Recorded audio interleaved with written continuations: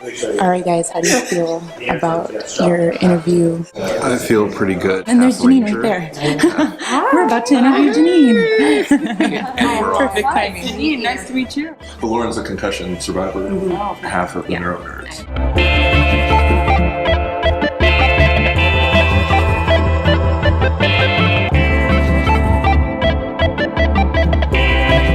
And Simplecast just so happens to be the platform that we have our podcast on. Yeah, it's even more amazing. And for those of you out there, of our listeners who don't know what Simplecast is, Jeanine, would you like to tell us a little about Simplecast? Sure, I would love to. Simplecast is a hosting, distribution, and analytics platform for podcasters. So if you're a creator out there and you want to start a podcast and get it out to the world, we're the easiest place to do it.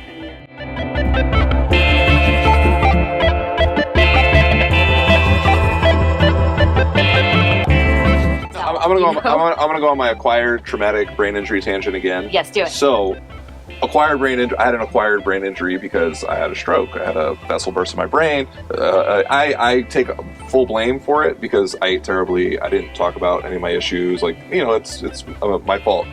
Your traumatic brain injury through no fault of your own. Some idiot just like, oh, I think I'm gonna hit this chick with my car. But I gotta tell you, even though it's an acquired brain injury, it's traumatic. It's so traumatic. I have a hole in my head. I'm reminded every single day of my life that you almost died. That's very traumatic. So he doesn't have any hair. I think that has nothing to do with anything other than see it from here. So, have you met anybody else with anything similar to what you have? Or is there support groups for that? Ooh, I don't know. I mean, there was definitely a lot of information online, and it was mostly people who had found out that their parent had one. Oh, so is it something that it's genetic? It runs in the family. Like it could? Definitely can be genetic, and it's more likely when you're older.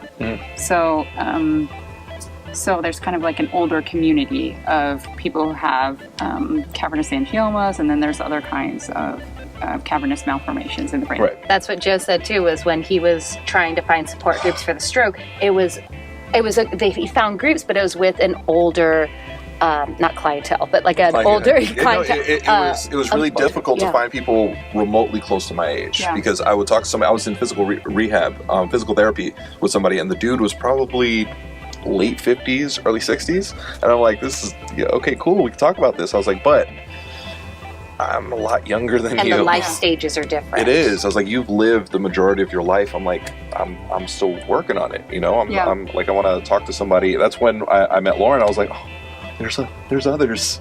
There's other people that I can talk to about this that like understand how isolating and how lonely it is. You know, it was beautiful. So it was when I first really felt like, oh, I can recover. I can get past this. Yeah. I've never met anybody who's similarly situated, who has something that's like this, who's kind of at their same stage in their life. And maybe this is a place where I'm arguably in a better position than you are. But most of my life, I'm able to pretend that it's not there. Wow. And never think about it. And it's like I have trained myself to do that, to like literally and just literally it's buried in my brain. And, literally, figuratively. And I never let it come to the forefront so that it doesn't distract me. Oh, I'm sorry, we're distracting you. No. I mean, well, you're distracted, period. Do you find this therapeutic? Like, is this a good thing? Is it hard? Is it like Yeah, so I thought about this a lot, especially after our conversation. It's actually it's such a relief to me to know that there are people who have gone through something like what I could go through, who are living totally normal, well-adjusted lives, and that I have a support group out there.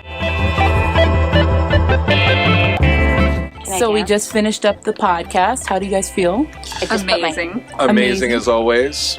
And what are some takeaways from this episode? That Jeanine is super dope.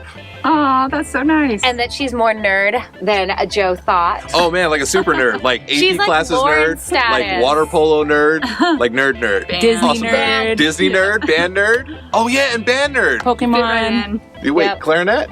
clarinet. She played clarinet. Yeah. So it was awesome. I mean, you know. Were you in drama in high school or anything like that? I was not in drama. Decathlon? Academic. I was too! Definitely. Academic decathlon. There's a little nerd in everybody. Yeah. Yeah, and there's a lot of nerd at this table. Well, thank you so much for being on the NeuroNerds, Jeanine. Thanks so much for having me. You guys were awesome. NeuroNerds.